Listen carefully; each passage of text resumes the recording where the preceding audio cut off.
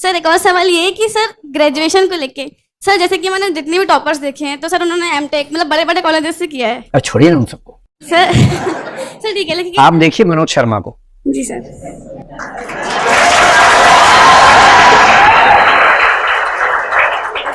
अभी आज सुबह मेरे उससे बात चल रही थी तो विचार हुआ कि वो आज रात को यहीं आ जाए, आज हम गप्पे मारे, पर वो फाइनली हो नहीं पाया। कभी आपको मिलवाएंगे, ऐसे लोगों से मिलवाएंगे। क्या होता है कि देखिए, आप यूपीएससी की बात कर रही सर हैं, एमपीपीएससी। एमपीपीएससी की बात कर रही है। एमपीपीएससी तो कोई एग्जाम ही नहीं है, वो तो बहुत ही आसान होता है।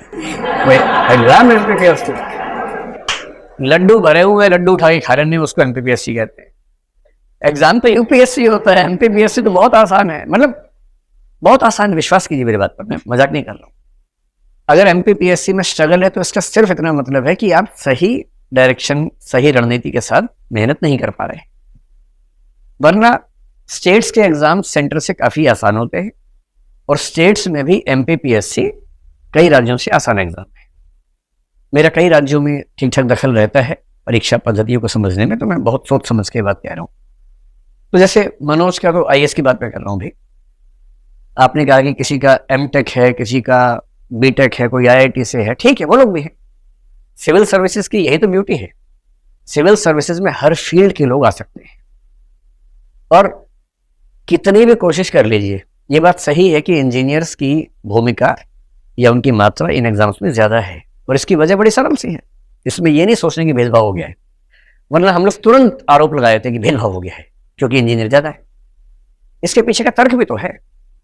जनरली हमारे स्कूलों में जो 12वीं क्लास में सबसे ज्यादा तेज है पढ़ने वाले बच्चे, जनरली वो इंजीनियरिंग में जाते हैं।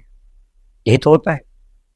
तो 11वीं 12वीं तक जो बच्चे पढ़ने में सबसे अच्छे थे, टॉपर्स थे, उनमें से 10 में से 6-7 इंजीनियर ही बन गए, 1-2 डॉक्टर बन गए। ह्यूमैनिटीज में कम जाते हैं, कॉमर्स में कम जाते हैं। 3 या 4 साल की ग्रेजुएशन में ऐसा तो है नहीं कि जीन्स बदल जाएंगे, डीएनए वही है, जीन्स वही है। इंजीनियरिंग करके फिर वो आईएएस एग्जाम देने लगे, मान लीजिए। आर्ट्स के बाद भी लोग आईएएस एग्जाम दे रहे हैं। पर क्योंकि पहले जो स्कूल में सबसे ज्यादा पढ़ने वाले बच्चे थे इंजीनियर बन गए थे, वो अब भी पढ़ रहे हैं। इंजीनियर टॉप करके ऐसा नहीं है। दरअसल वो बच्चे जो स्कूल लाइफ से ही बहुत पढ़ रहे थे, जो संयोग से इंजीनियर भी बने बीच में, वो टॉप कर गए क्योंकि वो बचपन से टॉप कर रहे थे। तो ये इतनी आश्चर्य की बात नहीं। लेकिन ह्यूमैनिटीज में, कॉमर्स में जो बच्चे होते हैं वो 2 तरह के हैं। एक वो 5-10% जो पढ़ने में बहुत अच्छे थे स्कूल में, पर बाई चॉइस कॉमर्स लिया या ह्यूमैनिटीज लिया। आप मेरी बात से सहमत होंगे कि ऐसे बच्चों की संख्या 5% से ऊपर नहीं है इस समय। बाकी जो बच्चे ह्यूमैनिटीज लेते हैं, अधिकांश इसलिए कि या तो उनके नंबर कम थे, या उनको मैथमेटिक्स में, साइंस में दिक्कत हो रही है, नहीं उतना मजा आ रहा समझने में, दुविधा होती है। तो उन्हें किसी ने बताया कि ज्यादा आसान पड़ता है, आर्ट्स कर लो, बीए कर लो, आसानी से हो जाएगा। उनको ग्रेजुएशन करना है तो बीए में एडमिशन ले लिया। तो ह्यूमैनिटीज में ज्यादा बच्चे वो आए जो आसानी के लिए आए और कुछ शौक से आए। पर एक ऐसा वर्ग है जिसने बीए इसलिए लिया था कि आसान है, क्योंकि वो नहीं संभाल पा रहा साइंस, लेकिन ग्रेजुएशन करते करते उसको पढ़ने लिखने में मजा आने लगा, सीरियस हो गया। जब सीरियस हो गया तो उसको सुख मिलने लगा ज्ञान में, और वो ग्रेजुएशन या पोस्ट ग्रेजुएशन करते करते अपने बौद्धिक स्तर पर उसी लेवल पे आ गया जिस पे कोई इंजीनियर था। अब ये भी एग्जाम दे रहा है, अब तो बराबरी की टक्कर है उसके बाद। और मैं हर साल देखता हूँ कि बहुत सारे ऐसे लोग सिलेक्ट हो रहे हैं जो शुद्ध ह्यूमैनिटीज के हैं, सिंपल बीए किया हुआ है, कोई ऐसी ठोस बैकग्राउंड नहीं है। इसी बार जो रिजल्ट आया, 2-4 दिन पहले रिजल्ट आया, उससे मध्य प्रदेश के जो बच्चे निकले हैं, एक बच्ची खरगोन से है 257 रैंक पर, मनीषा धारवे। उसके पूरे ट्राइबल बेल्ट में कोई बच्चा आज तक आईएएस नहीं बना, वो आईएएस बनी है। एक बच्ची भोपाल से निकली है जो भारती साहू नाम है, उसकी बैकग्राउंड देखिए, उसके फादर ऑटो चलाते रहे। तो ऐसा थोड़ा है, इस एग्जाम की यही तो ब्यूटी है कि इसमें आईआईटी के टॉपर्स भी आएंगे, और इसमें 12वीं फेल होकर ग्रेजुएशन करके जो बने हैं वो ही आएंगे, हर तरह के लोग आएंगे। असली बात सिर्फ इतनी है कि एग्जाम के लिए आपने कितनी ईमानदारी से मेहनत की, और यदि वो आपने 1.5-2 साल 2.5 साल ठीक से ताकत लगाई है, अपनी स्ट्रेटेजी के साथ लगाई है, तो ये एग्जाम ऐसा नहीं है कि ना हो।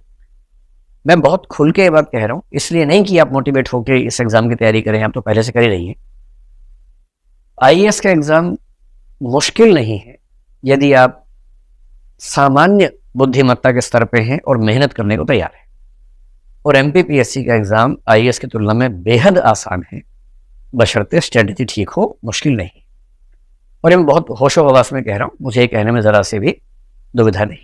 ठीक है, तो IIT वाला कोई मिले कि मैंने तो IIT से BTech किया, MTech किया, तुमने क्या किया? सर मैंने तो सर ये अटल बिहारी कॉलेज है सर, यहीं पास पे ही है सर, हाँ। वहाँ से डिग्री करी है।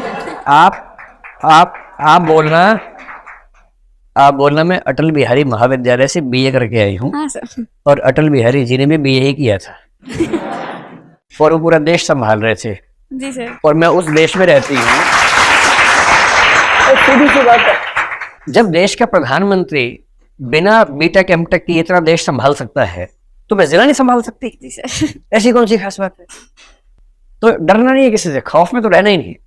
कोई आपको डराए ना कि मैंने MTech किया है, अब बोलो बधाई हो, मैंने MA किया है, तो क्या फर्क पड़ता है? जी सर। है ना, डरना नहीं, मस्त रहना है। चलिए।